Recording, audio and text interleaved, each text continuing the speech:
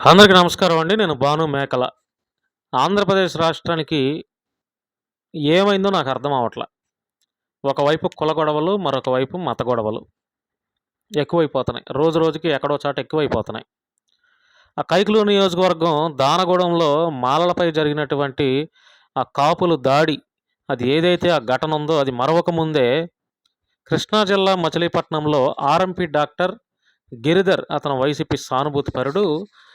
అతను బందర్ కలెక్టరేట్ వద్ద ఏదో వైఎస్ఆర్‌సీపీ వాళ్ళు ఏదో రైతులకు సంబంధించి ధర్నా ఏదో పెట్టినప్పుడు అక్కడికి వచ్చి అక్కడ ఏదో యూట్యూబ్ ఛానల్ వస్తే అక్కడ పవన్ కళ్యాణ్ గారి నుంచి ఇష్టం వచ్చినట్టు మాట్లాడాడని చెప్పి ఆగ్రహించినటువంటి జనసేన పార్టీ లోకల్ నాయకులు, కార్యకర్తలు ఈ ఆర్ఎంపీ డాక్టర్ గిరిధర్ ఇంటిపైకి వెళ్ళి దాడి చేసి అతన్ని మోకాళ్ళపైన నిలబెట్టి క్షమాపణ చెప్పించి, నేను తాగేసి మాట్లాడాను, నీ వెనక ఎవరున్నారని అడిగి, ఆయన కూడా నా వెనక ఎవరూ లేరని ఈ రకమైనటువంటి మాటలు మాట్లాడి అపాలజీ చెప్పించి ఇంత హడావుడి చేసి హల్చల్ చేశారు.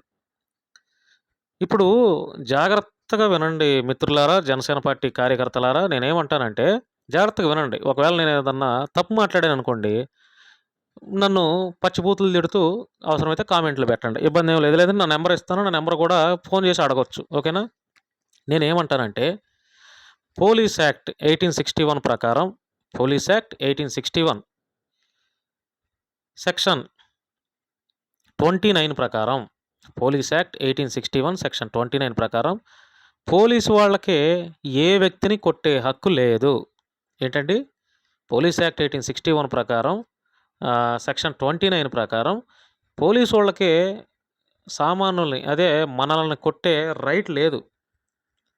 యారా, ఓరా, తురై, ఒరై, ఒరై అని మాట్లాడే హక్కు కూడా పోలీసు వాళ్ళకే లేదు. పొద్దున లేస్తే, తెల్లారి లేస్తే మనకు రక్షక భటుల్లా మనల్ని రక్షించే పోలీసులకే మనకు కొట్టే రైట్ లేదు. ఓకేనా? యాక్ట్ ప్రకారం, పోలీస్ యాక్ట్ ప్రకారం. సరే, ఈ మధ్య కాలంలో గత కొంతకాలం నుంచి పోలీసులు దారి తప్పారు. ఇష్టం వచ్చినట్టు చేస్తున్నారు. పోలీస్ స్టేషన్‌లో కొడుతున్నారు, పచ్చిబూతులు తిడుతున్నారు. ఇవన్నీ మనం చూస్తూనే ఉన్నాం. సరే, మనం దాని గురించి మాట్లాడే అంత లేదులే. మనం ఎంత చెప్పినా పోలీసు వాళ్ళు వాళ్ళ నైజం వాళ్ళకుంటది కాబట్టి, ఇప్పుడు ఈ కృష్ణా జిల్లా ఈ ఆర్ఎంపీ డాక్టర్ వైసీపీ సానుభూతిపరుడు గిరిధర్ అనే వ్యక్తి పవన్ కళ్యాణ్ గారి పైన ఏదో దుర్భాషలాడుతూ ఏదో మాట్లాడాడని చెప్పి ఆగ్రహించినటువంటి లోకల్ జనసేన పార్టీ వాళ్ళు ఇంటి మీదకెళ్ళి దాడి చేశారు. ఇప్పుడు నేనేమంటానంటే, ఏ వ్యక్తి అయినా, నేనైనా లేకపోతే ఆ గిరిధర్ అనే వ్యక్తికి అది నేనైనా సరే, ఇష్టం వచ్చినట్లు ఒక మనిషిని పచ్చి బూతులు తిడుతూ మాట్లాడితే అది తప్పే. ఇంట్లో వాళ్ళ గురించి మాట్లాడినా, లేదంటే పచ్చి బూతులు తిడుతూ మాట్లాడినా అది తప్పే. ఇప్పుడు గిరిధర్ అనే ఆర్ఎంపీ డాక్టర్ మాట్లాడినటువంటి మాటలు నేనేం సమర్థించట్లేదులే గానీ, సమర్థించట్ల. ఒకవేళ అతను మాట్లాడింది మీ అందరికీ తప్పనిపించిందనుకో, చట్టాలు దేనికున్నాయి, కోర్టులు దేనికున్నాయి, పోలీస్ వ్యవస్థ దేనికుంది, మీ ఇష్టం వచ్చినట్టు ఇళ్ల మీదకి పడి దాడి చేస్తే? ఆ? ఎవడిచ్చాడయ్యా మీకు రైటు? అతను మాట్లాడిందే, గిరిధర్ అని మాట్లాడిన అతను తప్పే అనిపించింది అనుకోండి, ఓకే, తప్పే. ఆ? తప్పైనప్పుడు మీరు లీగల్‌గా కేస్ పెట్టండి. కేస్ పెట్టి కోర్టులో ప్రొడ్యూస్ చేయండి అతన్ని. ఇలా మాట్లాడుతున్నాడు, మా మనోభావాలు దెబ్బతిన్నాయి, మా నాయకుడి మీద ఈ రకమైన మాటలు మాట్లాడుతున్నాడు, మా మనోభావాలు దెబ్బతిన్నాయి, ఈ లా అండ్ ఆర్డర్‌కి ఇబ్బందొస్తుందని చెప్పి గౌరవంగా మీరెళ్లి కేస్ పెట్టండి. చట్టపరంగా అతన్ని శిక్షించండి. అంతేగాని దాడులు చేయడానికి మీరెవరయ్యా? ఎవరిచ్చారు మీకు హక్కు? ఆ? ఆయనెవరు, కొరియర్ శ్రీనివాస్ అంట అతను. లీడర్‌గా ఎదుగుతున్నారు. ఎదుగుతున్నప్పుడు ఈ దాడులు ఎంతవరకు కరెక్టు? అంటే మీ యొక్క పోటుగాడితనం చూపించుకోవడానికి ఈ దాడులు చేస్తున్నారా? లీడర్‌గా ఎదగాలన్నప్పుడు ఎంత తగ్గింపుండాలి? ఎంత తగ్గించుకొనుండాలి? ప్రేమతో సంపాదించుకోవాలి అభిమానాన్ని. ఇలా దాడులు చేశారు మీరు. అక్కడికి మాజీ మంత్రి ఎళ్లారు. ఫోన్‌లో జగన్ గారు, మాజీ ముఖ్యమంత్రి వైఎస్ జగన్మోహన్ రెడ్డి గారు కూడా పలకరించారు. స్టేట్ ఇష్యూ అవుతుంది. ఈ దాడులు చేయటం ఇదంతా జనసేన పార్టీ వాళ్ళు దాడులు చేస్తున్నారని జనసేన పార్టీకి ఎంత డ్యామేజ్ అది. మీ అధినాయకుడు ఎంత కష్టపడి ఈరోజు ఉప ముఖ్యమంత్రిగా ఉంటే దాన్నెందుకు మీరు చెడగొడుతున్నారు? ఎందుకు ఆలోచనలు బుర్ర లేదా మీకు? దాడులు చేసేస్తే అయిపోయిద్దా? కాముగుంటదా? అది బయటికి రాదా? స్ప్రెడ్ అవ్వదా? న్యూస్ వైరల్ అవ్వదా? దానివల్ల ఎవరికి నష్టం? ఎవరికి డ్యామేజి? మీ అధినేత పవన్ కళ్యాణ్ గారికి కాదా? మీ పార్టీకి కాదా? ఈ లాజిక్ ఎలా మిస్ అవుతున్నారు మీరు? చెప్పండి. అతను ఏం మాట్లాడాడో అది తప్పే. ఓకేనా?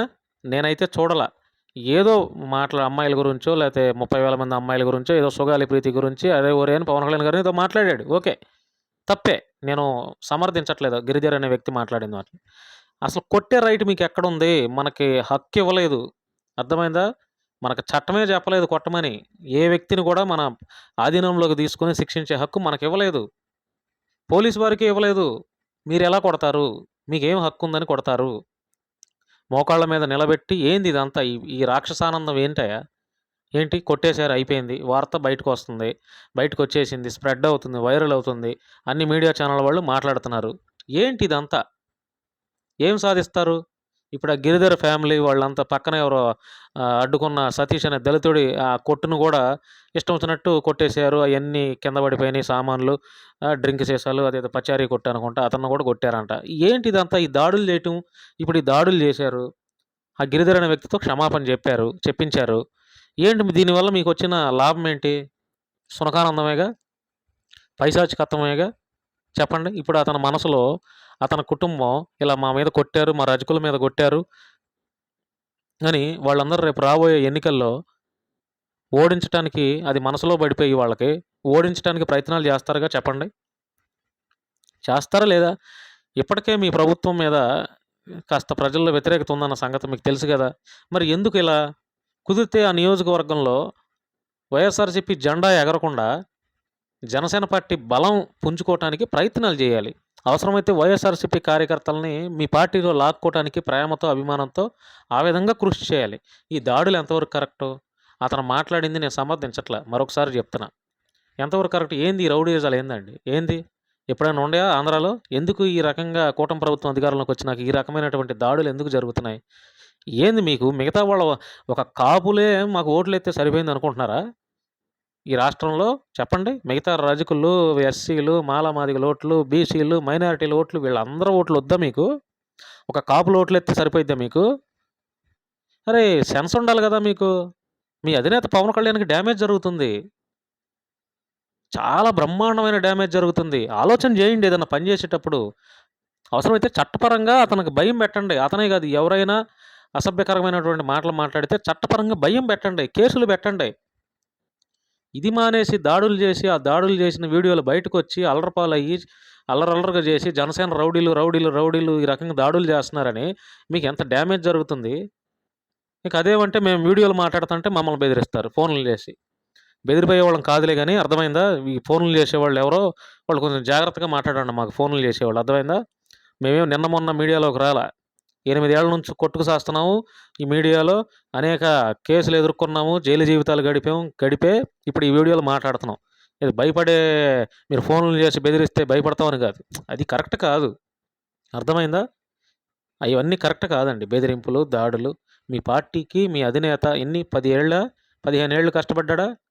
చెప్పండి. 15 ఏళ్ళో, 10 ఏళ్ళో కష్టపడితే ఈరోజు ఉప ముఖ్యమంత్రిగా 21 మంది సీట్లను గెలిపించుకునే పరిస్థితికొచ్చింది. మీరు చేసే దాడుల వల్ల ఆయన కష్టమంతా వృధా పాలు చేస్తున్నారు. వృధా చేసేస్తున్నారు మీరు. జనసేన పార్టీ లోకల్‌గా ఉన్నటువంటి లీడర్‌లో అత్యుత్సాహం ప్రదర్శించి పవన్ కళ్యాణ్ గారికి, ఆయన పార్టీకి డ్యామేజ్ చేస్తున్నారు. మీరు ఆలోచన చేసుకోండి. మీరు దాడులు చేస్తారు. ఓకే. మీ ఇష్టం అది చేసుకుంటున్నారు. చేసుకోండి దాడులు. కానీ రాబోయే రోజులేంటి? భవిష్యత్తేంటి? ఇంకొక 3 ఏళ్ల తర్వాత ఏంటి పరిస్థితి అనేది కూడా మీరు ఆలోచన చేసుకోవాలి. అయన్నీ తెగించేసి వాటికి సిద్ధపడితే ఎక్కడైనా సరే దాడులు చేయండి. ఈరోజు అధికారం ఉంది. మేము ఏదైనా చేస్తాం, పొడి చేస్తాం, సంపేస్తాం అని గనక మీరు బిహేవ్ చేస్తే ఎల్లకాలం ఎవరు పడతారు? ఎక్కడైతే ఎంత దారుణమైన అణచివేత ఉంటదో తప్పకుండా అక్కడ ఉద్యమాలే వస్తాయండి. అది మనం ఎంతో కాలం నుంచి చూస్తూనే ఉన్నాం.